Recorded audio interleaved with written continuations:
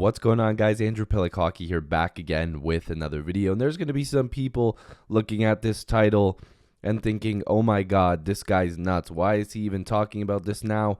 But we're going to talk about it with a mini series preview almost, and that is, can the Maple Leafs actually win the Stanley Cup? Yeah, I'm talking about it. So let's just get right into it, because the Maple Leafs are a good team, okay? The Maple Leafs are a great team, some would say. But they've had some unlucky series in years past. Now, I'm beating around the bush. The Leafs haven't got it done. They haven't won. And this year, more than any other, this could be the beginning of the end of this team. Now, people might even call me crazy for saying that. But let's just look at the facts. Brendan Shanahan promised change and a new team. He came in and he's done a pretty decent job. He's brought in names like Lou Lamoriello. He brought in Mike Babcock. They didn't work out, but they built some foundation, right? Kyle Dubas comes in, has built a really good team. Sheldon Keefe comes in, has done a really good job. But Kyle Dubas might lose his job at the end of the season. Auston Matthews will be a pending free agent after next season and can sign an extension July 1st.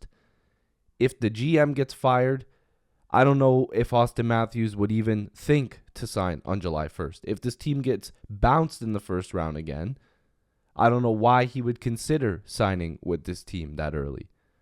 It's all up in the air. This team is not a guarantee for the years to come. William Nylander is going to be a free agent pretty soon, same year as Auston Matthews. This is a huge season. Fellow Leaf fans, make sure to leave your question at any point in the video. If you have a question about the Leafs or hockey in general, I want to promote you and put it on the screen. And maybe it could be a whole video in itself. Just type hashtag QAG Leafs Inbox in the comments with your question. I'm partnered with the QAG, Queensway Automotive Group. These guys are really cool. They love sports, they love hockey, and they want to help you guys out if you're looking for a new, used, or certified vehicle. Whatever you guys need, VW, Mazda, Mitsubishi. They've got a ton of stuff. If you're interested, click the pinned comment down below. You'll see my face here on the QAG website, and you can check out their new vehicles, like I said, used, certified. Make sure to fill this out, or click on here and you'll see forms. There's contact information, but make sure to go click that pinned comment. Let's get back to the video. What I want to tell you guys is that I have a bit of a theory, and I want you guys to wait till the end of the video because I think you'll find this very interesting. But what I want to show you guys is last year, right? The Leafs won game 1 5-0, dominant fashion. They lost game 2 5-3, close game. They won game 3 5-2. Another big game for them. They got shelled 7-3 in game 4. They won 4-3 in game 5. They lost in OT in game 6 when they could have ended the series. And they lost in game 7 2-1. So a pretty close series for the last few games, and even that game 2. But there was a lot of goal scoring here, right? Except for game 7. The Leafs were absolutely pumping Vasilevsky, and the Maple Leafs were getting pumped with Jack Campbell in net. The goaltending was not that great, okay? But the Leafs hung in there, and they scored a bunch of goals, and they were right with Tampa. Can they do that again? Is this team better? Can they provide that type of offense again on one of the best goaltenders that we've seen in this era? I don't know if they can. I hope they can. But what I want you guys to also look at is the top scoring forwards. Kucherov with 8, players. Hedman, a defenseman, with 7 points. Palat with 5. Colton with 5. Stamkos only had 4. Point only had 4. The list goes on. The Leafs' top players provided 9 points, 8 points, 7 points, 6 points, 6 points. All of the top players were putting in great efforts. They made big progress in this series to show that they were ready to go, that they were ready to be a top player for this team. The goaltending. Both teams didn't get great goaltending, like I mentioned before. Campbell with an 897, Vasilevsky with an 897. He allowed 22. Campbell allowed 21. The Maple Leafs outscored the Tampa Bay Lightning and still lost the series. They scored more goals and they still lost. It's very difficult to look at those numbers and be like, damn, the Leafs deserve to lose that series. I honestly think they were the better team in that series. But technically, and by the stats, you can't say that because they effing lost. I just wanted to say it. I just want to scream that word into the microphone because I said it a billion times in front of the television. They lost that first round, 4-3. I want to take you guys to now the stats, looking at this team. The Maple Leafs have a lot of big-time scorers this year, right? Mitch Marner with 98. Austin Matthews with 84. And again, I'm actually filming this during the game against Florida, so these numbers could change. 83 for Willie. Johnny T was 78. And they're all pumping over 30 goals. Matthews has 40 now, so this isn't even updated. Michael Bunting. Morgan Riley putting up numbers. Kelly Yarncrook putting up numbers. They've got great depth this year on the forward and defense position, right? Goaltending. Murray, we're not really going to talk about him. Samsonov has been really good this season. If he stays healthy, knock on wood, we need him to. He's been taking a beating in this Florida game. This is a good goaltender to go in there with, and Joseph Woll will probably be the backup. Is this team built to win a Stanley Cup? They brought in depth like Lafferty, Achari, defensive depth in McCabe, Shen. They've brought in a bunch of different players. O'Reilly, a big name player that they brought in. Is this team good enough to win a Stanley Cup? And this is my question to you. I believe that if they can get past that first round, that this team is going to be absolutely fantastic, and I think that they can go on a bit of a run unless they run into that Bruins team, which is pretty likely they're going to. And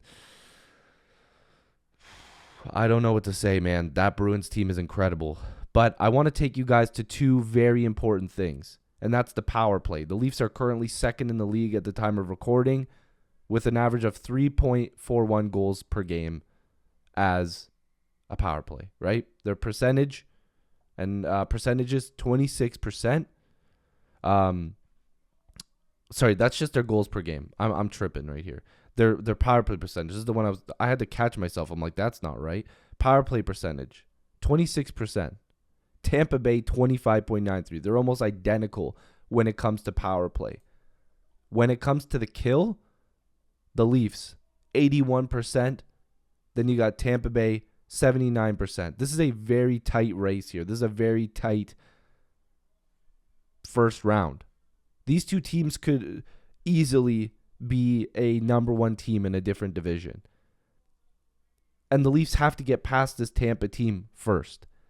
And what I wanted to bring up to you guys earlier in the video when talking about if the Leafs can win a Stanley Cup or not. And again, this is a question to you guys as well. That's why I love making these videos. I can give you guys my opinion, but then I love seeing your response.